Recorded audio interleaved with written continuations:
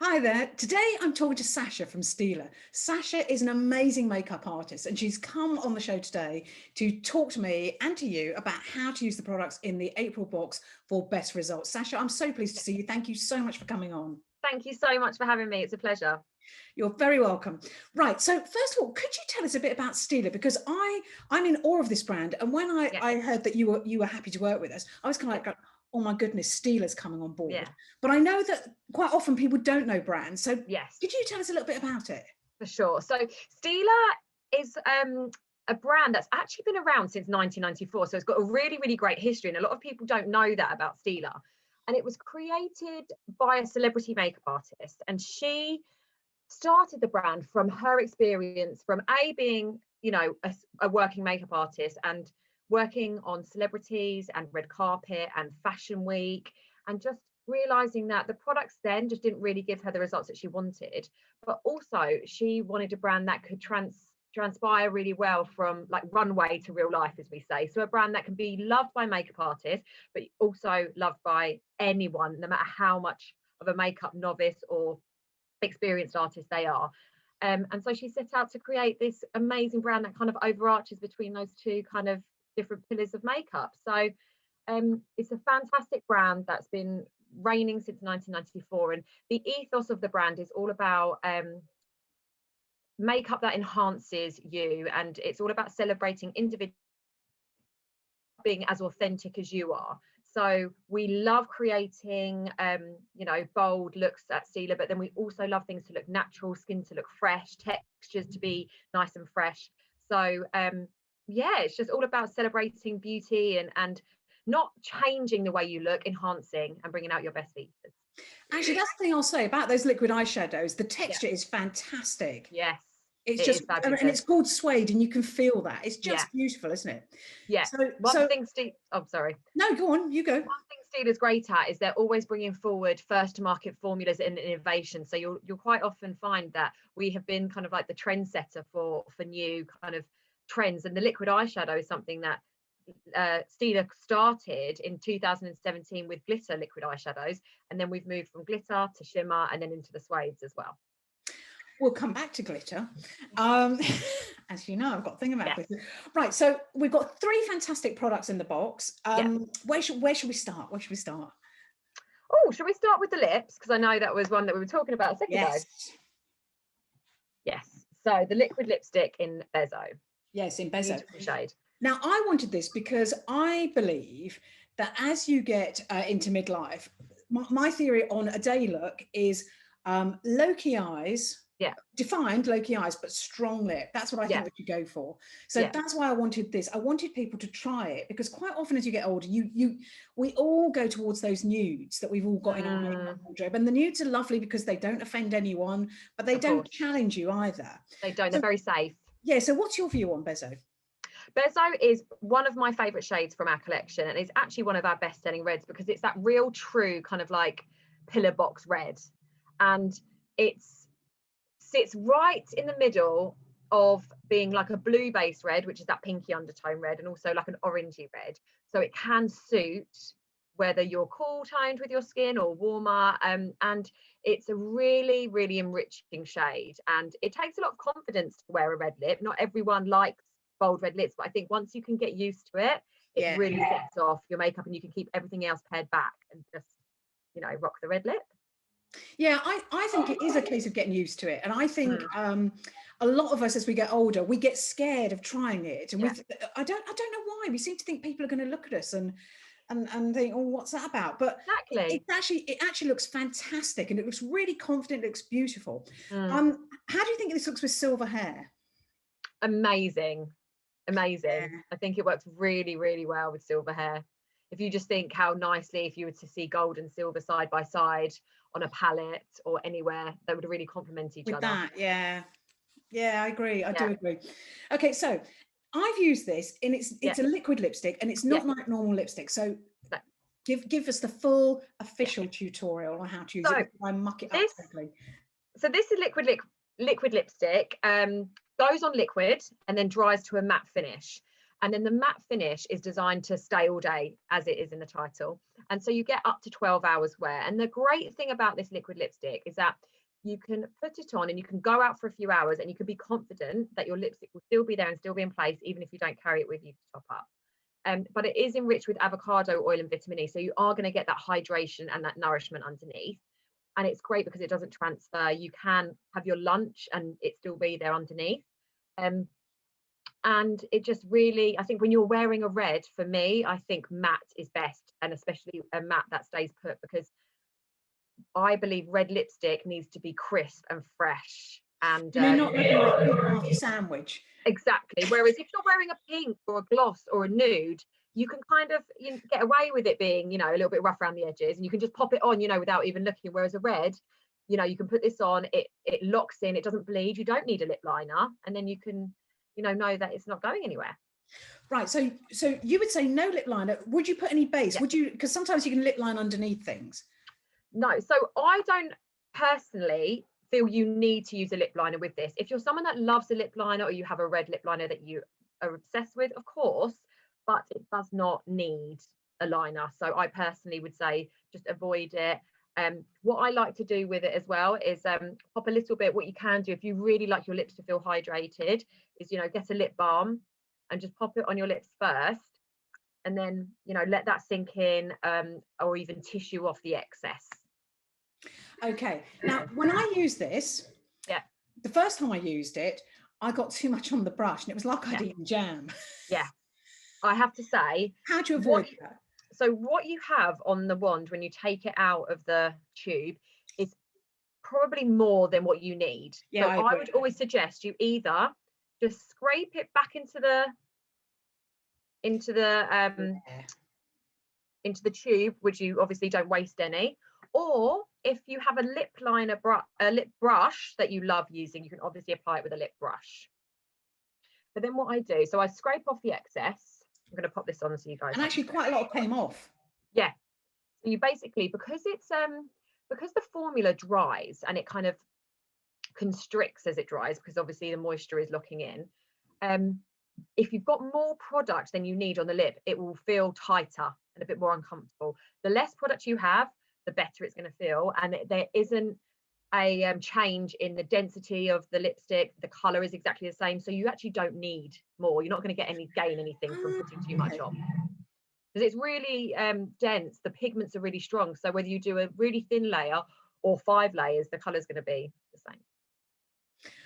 I did not realize that would make perfect sense, because it was like I'd eaten a jam sandwich, and I had to redo it. I can understand, because a lot of people, you just would take the wand out and you would pop it on, but it needs you just need less, which is good because it goes longer. It's not a lip gloss. No, it's not a lip gloss. It's a lipstick, but in liquid form.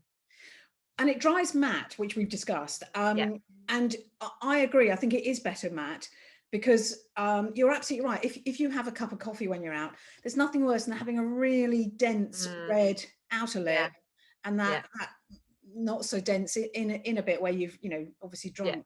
So and it does stay. It absolutely does stay. So it's fantastic for that. But I would absolutely urge people to try it this year. It's just such a great color, and it's really fun. It is really fun.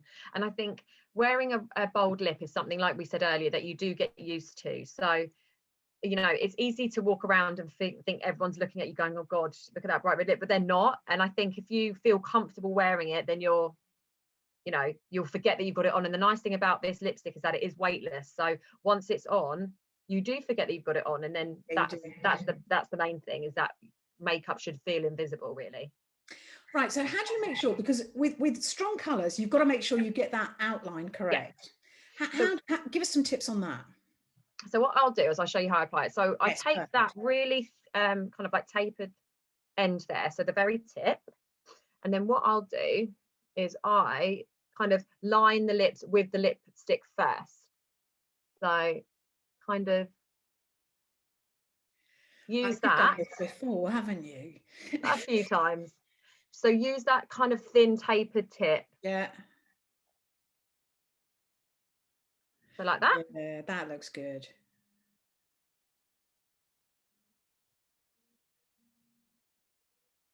and just do it in little strokes. Don't feel like you need to do it all in one go. Yeah, that looks amazing on you. But then with your colouring, it does look amazing, doesn't it?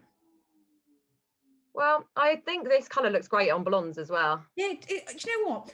I wore it for a video and people commented on how much they liked it. And it was the first time I'd worn red for a while, and I didn't feel perhaps as confident as I should have. And I would just say to people, try it, you know, even if you're just around home, and just catch yourself in the mirror. Don't put it on and then take it off, think, oh no, that's not for me. You've got to sit with it for a little bit. Definitely. And then once you've done the outside, you just take the actual wand. Nice. And you just feel, and then what you can do is even go like this, and it just transfers what was on the bottom, the excess to the top. And the key is to not smush your lips. I know it's very hard, because everyone's natural instinct when they wear, you know, a lip gloss or a lipstick is to smush them together. Just let it sit, let it dry, and then it's locked in, and then yeah, you can go on and enjoy your day. So let's talk about these two products, which are also in the box. Actually, not both of them. One of them is in a box. And I absolutely love these Suede eyeshadows, because they are exactly as they say. They're soft. They're the formulation is soft. The color is soft, but they just pop on the eye.